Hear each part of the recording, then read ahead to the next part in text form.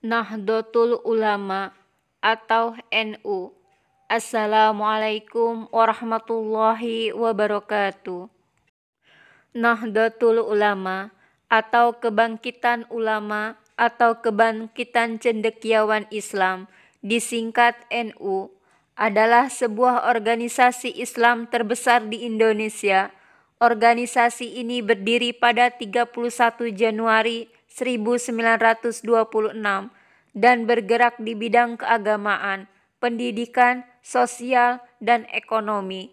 Kehadiran NU merupakan salah satu upaya melembagakan wawasan tradisi keagamaan yang dianut jauh sebelumnya, yakni paham Ahlus Sunnah wal Jamaah. Selain itu, Nahdlatul Ulama sebagaimana organisasi-organisasi pribumi lain, baik yang bersifat sosial, budaya atau keagamaan yang lahir di masa penjajah, pada dasarnya merupakan perlawanan terhadap penjajah.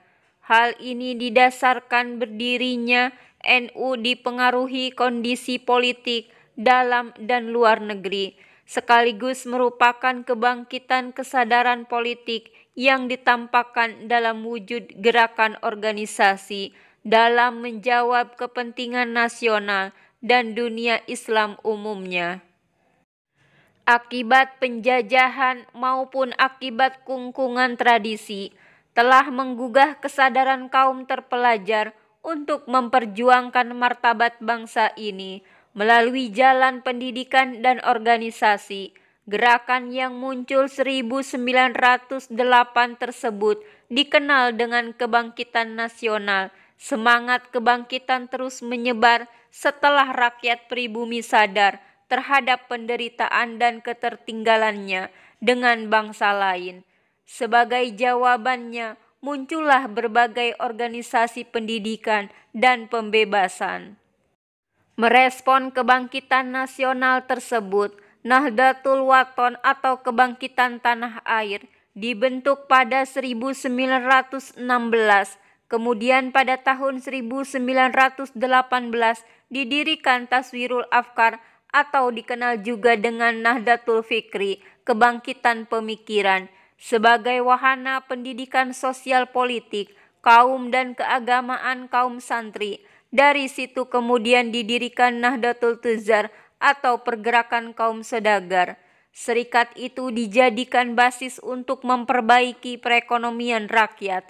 Dengan adanya Nahdlatul Tuzar itu, maka Taswirul Afkar selain tampil sebagai kelompok studi juga menjadi lembaga pendidikan yang berkembang sangat pesat dan memiliki cabang di beberapa kota. Berangkat dari munculnya berbagai macam komite dan organisasi yang bersifat embrional dan ad hoc, maka setelah itu dirasa perlu untuk membentuk organisasi yang lebih mencakup dan lebih sistematis untuk mengantisipasi perkembangan zaman. Maka setelah berkoordinasi dengan berbagai kiai, karena tidak terakomodir kiai dari kalangan tradisional, untuk mengikuti konferensi Islam dunia yang ada di Indonesia dan Timur Tengah, akhirnya muncul kesepakatan dari para ulama pesantren untuk membentuk organisasi yang bernama Nahdlatul Ulama atau Kebangkitan Ulama pada 16 Rajab 1344 Hijriah atau 31 Januari 1926 di kota Surabaya.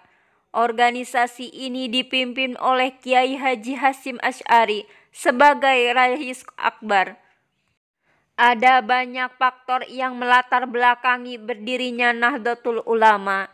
Di antara faktor itu adalah perkembangan dan pembaharuan pemikiran Islam yang menghendaki pelarangan segala bentuk amaliyah kaum Sunni, sebuah pemikiran agar umat Islam kembali pada ajaran Islam murni, yaitu dengan cara umat Islam melepaskan diri dari sistem bermazhab. Bagi para kiai pesantren, pembaruan pemikiran keagamaan sejatinya tetap merupakan suatu keniscayaan. namun tetap tidak dengan meninggalkan tradisi keilmuan para ulama terdahulu yang masih relevan. Untuk itu, Jam'iyah Nahdlatul Ulama cukup mendesak untuk segera didirikan. Untuk menegaskan prinsip dasar organisasi ini, maka Kiai Haji Hasyim Asy'ari merumuskan kitab Qonun Asasi atau prinsip dasar, kemudian juga merumuskan kitab I'tiqad Ahlus Sunnah wal Jamaah. Kedua kitab tersebut kemudian diijawantahkan atau diaplikasikan dalam Kitab NU yang dijadikan sebagai dasar dan rujukan warga Nahdlatul Ulama dalam berpikir dan bertindak dalam bidang sosial, keagamaan, dan politik. Nahdlatul Ulama menganut paham Ahlus Sunnah wal Jamaah, merupakan sebuah pola pikir yang mengambil jalan tengah antara ekstrim akli atau rasionalis dengan kaum ekstrim nakli atau skripturalis. Karena itu sumber hukum Islam bagi Nahdlatul Ulama tidak hanya Al-Quran, Sunnah, tetapi juga menggunakan kemampuan akal ditambah dengan realitas empirik. Cara berpikir semacam itu dirujuk dari pemikir terdahulu seperti Abu Al-Hasan Al-Asy'ari dan Abu Mansur Al-Maturidi dalam bidang teologi, tauhid, ketuhanan. Kemudian dalam bidang fikih lebih cenderung mengikuti mazhab Imam Syafi'i dan mengakui 3 mazhab yang lain, Imam Hanafi, Imam Maliki, dan Imam Hambali, sebagaimana yang tergambar dalam lambang Nahdlatul Ulama berbintang 4 di bawah. Sementara dalam bidang tasawuf mengembangkan metode Al-Ghazali dan Syekh Junaid Al-Baghdadi yang mengintegrasikan antara tasawuf dengan syariat. Gagasan kembali ke Khitah pada tahun 1984 merupakan momentum penting untuk menafsirkan kembali ajaran Ahlus Sunnah wal Jamaah, serta merumuskan kembali metode berpikir, baik dalam bidang fikih maupun sosial, serta merumuskan kembali hubungan Nahdlatul Ulama dengan negara. Gerakan tersebut berhasil kembali membangkitkan gairah pemikiran dan dinamika sosial dalam Nahdlatul Ulama. Berikut ini adalah daftar Rais Amsyuriyah atau pimpinan tertinggi dan Ketua Umum Tahfiziyah atau Dewan Pelaksana Pengurus Besar Nahdlatul Ulama. Nomor 1, Rais Amsyuriyah Hasyim Asy'ari 1871 sampai 1947, awal menjabat 1926 dan masa akhir jabatan 1947.